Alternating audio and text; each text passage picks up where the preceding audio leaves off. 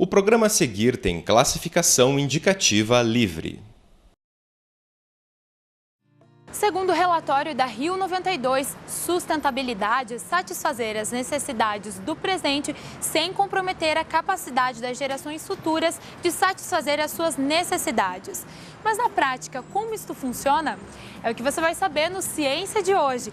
E ainda o novo quadro Fronteira do Conhecimento vai mostrar quais os limites da pesquisa em sustentabilidade. O Ciência está no ar.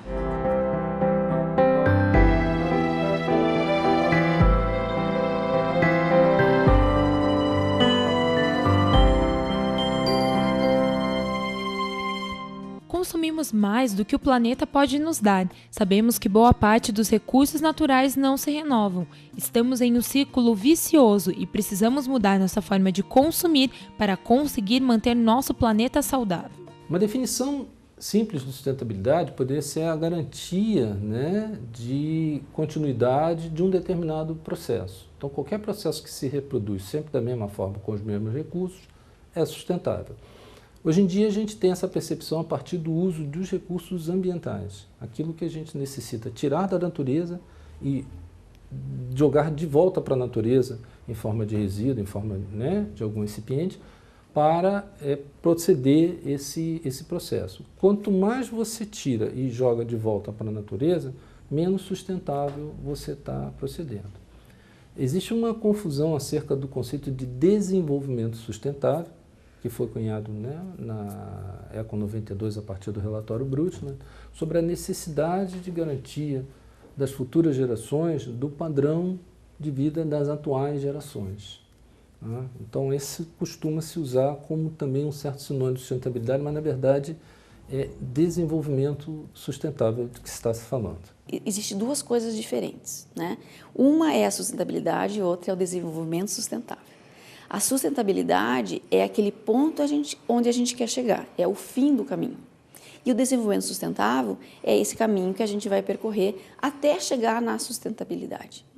Então, a gente pode definir a sustentabilidade como um ponto de chegada. É aquele momento onde eu vou chegar e vou conseguir atender tanto a dimensão ambiental, quanto a dimensão econômica, quanto a dimensão social. Mas para que isso seja possível, eu preciso andar em direção a esse desenvolvimento sustentável. É preciso equilíbrio entre o social, econômico e ambiental, o chamado Triple Bottom Line.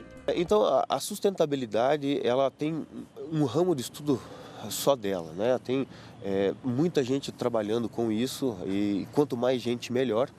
E o Triple Bottom Line fala alguma coisinha assim sobre uma tríade, A parte financeira, a parte ambiental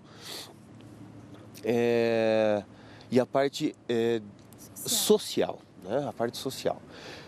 Nós temos que tomar o cuidado, quando estamos falando dessas três aí, de não querer ultrapassar o limite de capacidade da empresa ao tentar fazer algo social ou ambiental, você onere a sua empresa na parte financeira, A parte social ela está embutida na conscientização do uso dos recursos pelos funcionários, na maximização dos recursos, na minimização dos gastos, no uso consciente de copos, papel, de instrumentos, de manter o produto com uma vida mais prolongada. Então, uma indústria que usa ferramentas.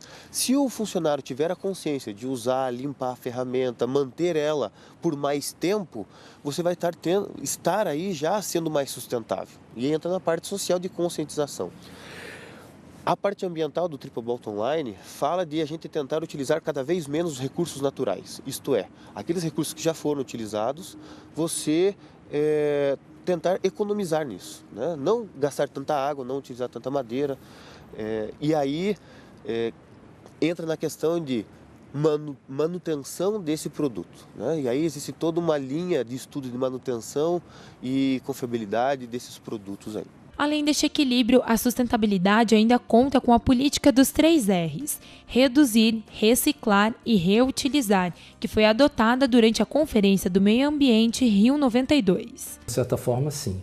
Existem os 3 R's da sustentabilidade, que é a redução, o reuso e a reciclagem. E isso tem que acontecer exatamente nessa ordem. Você, para qualquer processo, seja no processo construtivo, seja nas suas práticas do dia a dia, você tem que tentar reduzir a quantidade de material, consequentemente de impactos iniciais, né, o meio ambiente que você faz, tentar reusar aquilo que já existe para tentar adequar, né, as novas condições, que é o caso da temática do evento, né, a gente vai tentar fazer o reuso das estruturas existentes da cidade de uma forma mais sustentável. E por último, pensar na reciclagem, que a reciclagem, apesar de estar muito difundida e muito discutida como um grande atributo de sustentabilidade, ela na verdade ela vai prescindir que você faça um retrabalho sobre o material e tenha que gastar às vezes energia também e uso de outras matérias-primas, químicas e aditivos para poder requalificar aquele material. A reciclagem é boa, ela é necessária, mas não pode ser o primeiro dos pontos.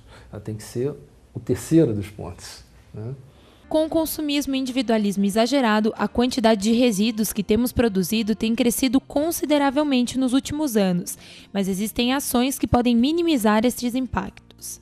Como as pessoas trabalham, as famílias hoje, o casal, os dois componentes do casal, né, trabalham fora, a tendência é que se use mais embalagens e muitas vezes as embalagens, também o produtor da embalagem, o produtor do produto, quer deixar o seu produto mais bonito, mais atrativo e aumenta em grande número de componentes daquela embalagem, né? Eu costumo utilizar como exemplo com os meus alunos de graduação as embalagens de cosméticos, de cremes principalmente. Você tem o potinho de vidro, daí você tem o selinho plástico, que não serve para nada, vai ser jogado fora. Você tem a tampa de plástico e na tampa de plástico tem um outro selo para poder conseguir fazer a vedação. Aí já são quatro componentes. Quando você coloca dentro da embalagem de papelão, você tem a embalagem de papelão que tem o cestinho, né, um ninhozinho para colocar o teu frasco para ele não ficar chacoalhando. Na maioria das vezes, componente da própria embalagem. Mas essa caixa, ou ela vem plastificada, ou ela vem com uma camadinha, ainda uma casquinha de celofane. E esse celofane não serve para nada, ele tem que ser colocado para o lixo. Então, quando você tem componentes muito pequenos de embalagem, você não tem como reciclar aquele material. Esse material é realmente lixo, né? Ele não serve para nada, ele é rejeito de resíduo. E por mais que você tenha alternativas muito eficientes, que você use várias tecnologias para tratar os resíduos sólidos, principalmente os resíduos sólidos domiciliares, você não só dispõe no aterro, porque o aterro não é uma forma de tratamento, ele é só sumir com o resíduo da vista. É só disposição. Se você trata o resíduo produzindo composto por processo aeróbio ou anaeróbio, se você incinera, se você recicla mandando para a indústria, né, enviando para a indústria. E hoje a Política Nacional de Resíduos Sólidos preconiza a logística reversa, que significa você analisar, você controlar o resíduo em toda a sua linha, desde a produção até o pós-consumo, retornando esse resíduo para o processo produtivo. Se supõe que isso seja um procedimento muito eficiente, né? Mas não implica que, por mais eficiente que seja o teu processo, você não venha a ter rejeitos. Não tem como não gerar rejeito. E para as empresas, um conjunto de medidas foi adotado para gerar sustentabilidade. Uma delas é o processo de logística reversa, que é um conjunto de ações para o reaproveitamento dos bens de consumo. O que acontece sempre é o seguinte, você tem um elo da cadeia de suprimentos, os elos da cadeia de suprimentos, elas são pensadas lá do produto desde agroindustrial, né, desde da planta crescendo até o consumo final, né? E aí a gente pode falar de minério de ferro, vira depois o carro, vira depois uma televisão, né, o cobre que é utilizado no monte de produto eletrônico, o vidro, a areia que vai ser produzida ao vidro, o plástico que vem do petróleo, quer dizer, a logística normal está aí. Uma vez que é feito o produto, aí a gente volta olhando para aonde esse produto foi parar. Então a gente consumiu lá um produto, uma Coca-Cola, ou a gente consumiu uma televisão, ou a gente consumiu uma cadeira, né? Vamos pensar em coisas práticas também, né? Uma cadeira, aonde esse produto foi parar? Quando ele deixar de ser usado ou ele não estiver mais atingindo o propósito dela, o que ela vai ser feito com ela? E aí entra a logística reversa. Então, quem vai ser o responsável de buscar esse produto que antes era final, porque ele já foi usado, já cumpriu o seu propósito original no design do produto, no desenvolvimento do produto, para agora fazer o que nós vamos fazer com ele depois de uso. E aí entra a logística reversa, que é, na verdade, o mesmo conceito da logística normal, entretanto, em vez de pegar o insumo, pegar o produto final e transformar num novo produto, né? Num novo conceito. Reutilizar ou remanufaturar, né? Ou reciclar. Essa é a logística reversa. Podemos dizer que a logística reversa é o transporte de trás para frente, mas para ela acontecer, existem desafios a serem vencidos. O que acontece, a maior dificuldade que tem da logística reversa é os custos embutidos nela, né? Até que ponto vale a pena a gente buscar uma cadeira velha, né? Nós temos um exemplo bem claro nos móveis, que são os móveis de madeiras de construção. É o exemplo mais clássico da logística reversa. Se você for comprar hoje uma mesa nova, feita de chapa de compensado, ela vai ter um preço. Se você for comprar uma mesa do mesmo tamanho, com as mesmas dimensões, com o mesmo design de móveis de demolição, você vai pagar 3 ou 4 vezes mais do que aquele preço normal. Por quê? Porque tem um valor agregado com isso. Geralmente a madeira de demolição é uma madeira mais nobre, é uma madeira que já não tem abundância na natureza.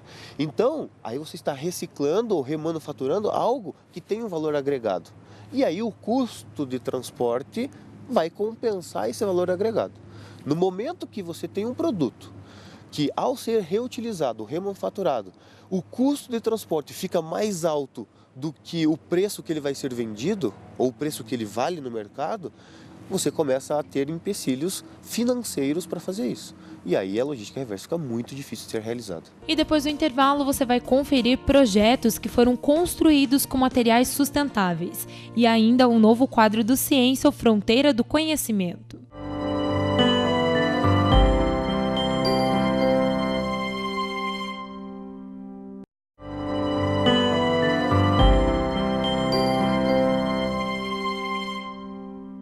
O Escritório Verde da UTF-PR foi criado para ser um laboratório vivo na demonstração da ecoeficiência e da construção verde. E para falar mais sobre esse assunto, eu converso com o professor Eloy Casagrande, que é o coordenador aqui do escritório. E, professor, conta pra gente, então, como que funciona esse objetivo de ecoeficiência, essa questão da construção verde aqui no escritório? Bom, primeiramente a gente pensou em fazer não somente um escritório modelo sustentável, mas também ser uma espécie de sede de toda a política ambiental da própria universidade, né? A universidade é como uma empresa, ela gera impactos ambientais, usa recursos, né? Água, eletricidade, gera resíduos. O Escritório Verde tem a proposta de desenvolver esse plano de logística sustentável da universidade e, por que não, também ser uma construção didática. A ciência só é possível quando você tem a integração dessas tecnologias, desses materiais. Tecnologias e materiais isolados são produtos que prestam metade do serviço, vamos chamar assim. Quando você passa a uni-los, você passa a mostrar que uma construção sustentável, uma construção verde, uma construção ecológica, seja como chamá-las, ela reduz o impacto ambiental da construção tradicional como nós conhecemos. A construção tradicional como nós conhecemos hoje é uma construção que emite uma grande quantidade de carbono, né? O cimento, o tijolo, o aço. Muita energia também na fabricação dos materiais. Com energia, né? Emissão de carbono, né? Uma casa, por exemplo, modelo aí, popular, 40 metros quadrados, ela chega a emitir até 10 toneladas de carbono associadas a seus materiais. Aqui nós temos materiais que estocam carbono, né? Desde o modelo de construção wood frame, que usa madeira, né? Até os materiais reciclados que a gente utiliza na construção. E também procuramos ter a maior eficiência energética possível, através da iluminação natural, através do uso de lâmpadas LEDs, da energia solar e cuidando do seu entorno também da construção, né? E é algo que as pessoas podem fazer em casa, né, professor? Com as atitudes simples, a gente pode ser sustentável dentro de casa, Todas essas tecnologias são possíveis hoje de utilizar e a relação de custo-benefício é muito grande, porque uma construção, o custo dela inicial nunca é somente o que você gasta na obra. mas é durante os seus 30, 40, 50 anos que você vai utilizar essa sua construção, seja uma edificação, seja uma escola, seja um hospital, seja a sua própria casa. É ali que está o gasto maior. Então, ao você investir em eficiência energética, investir em sistema de coleta de água de chuva, você está beneficiando também o bolso, né? Então, há um benefício econômico grande na construção sustentável, que não é só o ganho ambiental, né? Vamos conhecer um pouquinho a casa por dentro, então? Professor, quais as inovações que a gente tem aqui dentro da casa? Bem, o sistema construtivo wood frame, como vocês podem ver aqui, posso explicar um pouco melhor, é um sistema que usa placas de USB, que são placas de pinos de fibras orientadas, uma manta que protege contra a umidade da parede e um sistema de revestimento externo. Isso aqui é como se fosse visto as paredes de fora. Ali você vê como se fosse a parede interna, o mesmo sistema, né? Placas USB e um revestimento como se fosse interno. A grande eficiência da parede dupla que a gente faz é manter o conforto térmico acústico da casa. Então, ao fazer o sistema wood frame, ele permite eu colocar isolamentos térmicos e isolamento acústico. No nosso caso, esse isolamento térmico ele é uma manta de PET reciclado. Isso aqui é um produto industrializado que recicla até por metro quadrado, dá cerca de 30 garrafas PET recicladas. Então, aqui no escritório Verde eu tenho cerca de 7.000 garrafas que foram utilizadas, deixaram de ir para o lixo e vieram para um produto, né? E no caso aqui, a manta que faz o sistema acústico é a manta de pneu reciclado. Para cada metro quadrado eu tenho 3 pneus que são reciclados. Vocês têm inovações na parte elétrica também, na parte de energia, né? A própria questão da iluminação natural já é um grande ganho. A gente utiliza poucas janelas amplas, tem um estudo de entrada de luz. E as lâmpadas LED, que são hoje as lâmpadas mais eficientes que existem. E para completar o sistema, né? Nós temos ali o modelo solar. Professor, conta um pouquinho para a gente, como que é essa história de telhado verde? Bom, esse é um movimento que vem crescendo no Brasil, inclusive você vê em São Paulo já várias iniciativas, Rio de Janeiro, Belo Horizonte. O telhado verde é um dos melhores telhados que existe para você garantir maior conforto térmico e acústico nos ambientes. Ao contrário do que as pessoas pensam, que o telhado verde pode ser um problema por causa da água, né? Ele, na verdade, protege a sua laje, protege a entrada da água, né? As intempéries que causam problemas nos telhados, né? Podemos andar em cima dele, né? Não há problema de quebra. É um absorvedor de carbono, esteticamente é agradável. Você utilizaria este puff? E se eu te dissesse que foi feito de garrafa PET? É isto mesmo. Este é um dos produtos do programa Produção em Foco, do Grupo de Estudos em Inovação Tecnológica da UFPR. Temos uma parceria com a Fundação de Ação Social aqui da Prefeitura Municipal de Curitiba e eles têm lá um programa chamado Vitrine Social, onde eles retiram pessoas que estão em vulnerabilidade social, que são pessoas que recebem Bolsa Família, que necessitam de um apoio do município e trazem para esse programa para que eles possam lá no final poder estar criando, né, vendendo, comercializando produtos para gerar trabalho e renda. Nós aqui dentro da universidade temos o programa chamado Produção em Foco, que dá suporte ao vitrine social na parte de desenvolvimento de produtos. Então, o nosso foco aqui é produzir produtos focados aí na sustentabilidade ambiental. Muito bem, a matéria-prima desse puff, a matéria-prima principal são as garrafas PETs, né? Então, aqui a gente pode perceber que o puff é basicamente formado por esses módulos, né? Onde a gente precisa utilizar aqui 3 garrafas. Temos também esse resíduo aqui dessa tela secadora, que é um resíduo da indústria BHS. Então, durante o processo de fabricação dessas telas de secagem de papel, sobram umas tiras do lado que nós utilizamos para fazer a amarração do puff.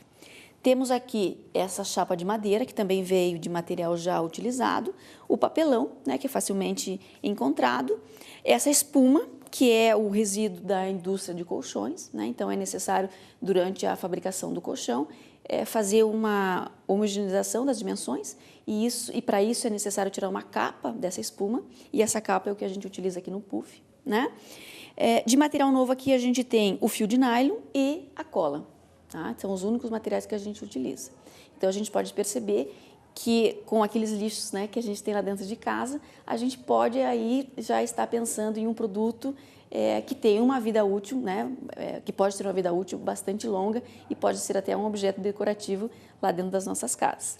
Sendo sustentável. Com certeza, sendo sustentável, né? Porque a ideia da sustentabilidade é que a gente possa prolongar a vida útil desses produtos, né? Então, aqui, utilizando essas garrafas como estrutura dentro do nosso puff, elas vão permanecer em fase de utilização por um período muito maior do que aquela, né? Se a gente efetivamente bebesse o refrigerante e jogasse no meio ambiente essas garrafas. O programa utiliza o Triple Bottom Line, aliando sustentabilidade na economia, no social e ecológico. Diz respeito ao eixo, né, ambiental, o social e o econômico, né? Então, aqui, basicamente, o nosso foco é o ambiental. Mas, como a gente está trabalhando junto com a FAS, né, gerando trabalho e renda para essas pessoas que estão em vulnerabilidade social, também incorpora a parte social. E o econômico, a gente também pode falar que tem um certo viés. Por quê? Porque a gente está trabalhando com questões relacionadas a custos, né? A custo desse produto. Então, utilizando a matéria-prima de material que já foi utilizado, a gente consegue aí diminuir de uma maneira significativa o custo desse produto e fazer também com que as pessoas, a partir do momento que elas vendam esse produto, tenham um retorno financeiro muito maior. Você sabe o que é fronteira do conhecimento? É o limite de estudo da ciência em um determinado assunto, ou seja, são os desafios a serem alcançados. E a partir de hoje, o Ciência terá um novo quadro para falar sobre estes desafios. É o Fronteira do Conhecimento. E nosso primeiro tema é sustentabilidade.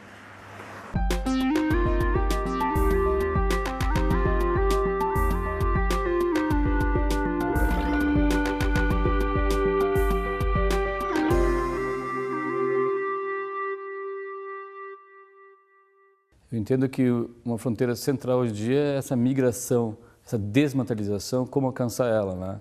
Então, o provimento de alternativas ao mera aquisição de produtos, a aquisição de serviços ao invés de bens físicos, né? Então, ao invés de eu adquirir uma bicicleta no meu condomínio, eu adquiri o serviço mobilidade. E aí, quem vai gerenciar esse ciclo de vida não é eu, consumidor, que não entendo bolhufas nenhuma sobre aquela matéria-prima, aquele produto, mas o fabricante, né? Ele ficar mais atento, mais interessado em um ciclo de vida mais prolongado e gerenciável, né? Então, isso é outra questão comportamental, né? Ter um estilo de vida mais sustentável implica em alterações no que a gente percebe como sucesso, como bem-estar, e isso daí implica, obviamente, desde trabalhos em educação, políticas públicas, legislação, mas no âmbito do design há um espectro bem grande de uns temas ainda a ser investigados e como influenciar esse comportamento. Como você fazer com que o teu filho entenda que aquele banho que ele está tomando, se fica prolongado demais, vai consumir energia demais, água demais. Que ele perceba isso não como uma coisa punitiva, mas algo que ele queira, né? Algo que ele perceba que é desejável, né? Então, essa questão comportamental, obviamente, ela envolve um trabalho multidisciplinar, psicologia, antropologia, outras áreas. É uma fronteira que justamente envolve mudança, né? E mudar é difícil, mudar é lento. É difícil mudar o status quo, né? Você se acostuma a um determinado padrão de vida, a um estilo de vida, e mudar ele é um desafio. Um outro aspecto que eu compreendo que é crítico é da parte o aspecto estético, né? A sustentabilidade muitas vezes é vista como se um chinelo é sustentável, ele vai ser feio, vai ser feito com matéria-prima reciclada, vai ser pesado, desconfortável, mas entre aspas, ecológico, né? Então isso não pode ser assim. Na verdade, o sustentável tem que ser mais belo, mais atraente daquele que não é sustentável. Então, ele não precisa parecer sustentável, entende? Então, uma pesquisa que foi feita há algum tempo atrás mostrando nossa percepção de cores, né? As pessoas mostrando que percebiam cores pastel, cores metal, o acrílico como mais sustentável.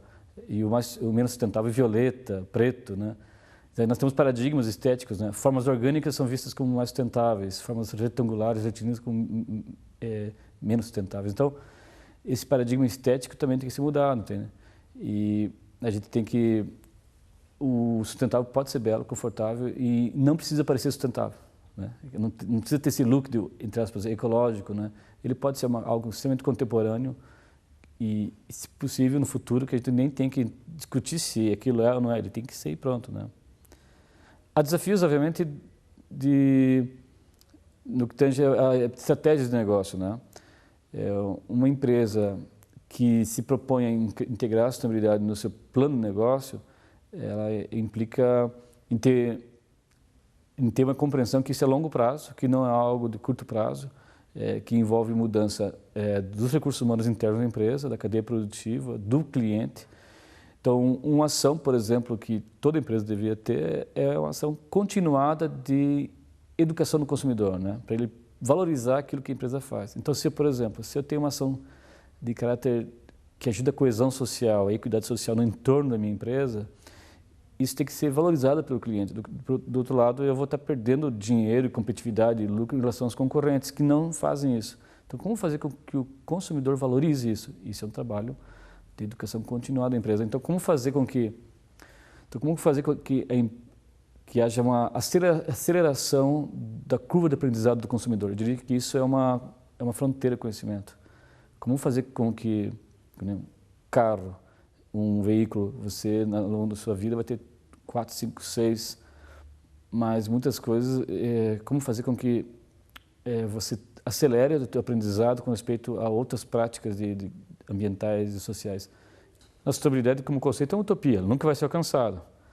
Isso é um fato, né? Porque ela é um estado, né, de uma sociedade, de uma civilização onde a tolerância, a respeito, a igualdade, a generosidade, né? Há uma tolerância, há um respeito a raças diferentes, há uma divisão do espaço ambiental de forma equitativa.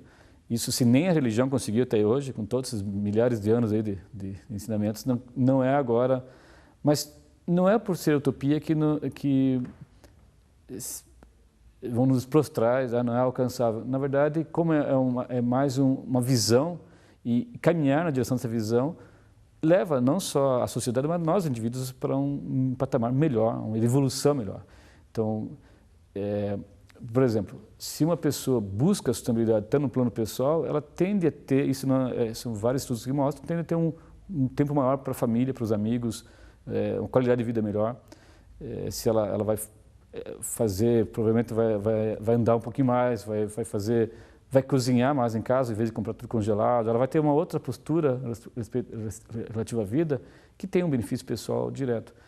Mas, sim, ela é uma utopia, e só que tem uma das formas de reduzir esse enorme peso, inalcançável, as pessoas podem simplesmente desanimar, né, por ser uma utopia, né? Então, uma das formas que a gente tem tratado o problema é tratar de micro-utopias. Se a utopia é maior, é difícil, mas se olhar cada utopia que compõe a utopia maior da sustentabilidade, o problema passa a ser um pouquinho mais passível de chegar a um horizonte, né? Sustentabilidade não é um conceito distante. Com ações simples, podemos mudar o nosso planeta.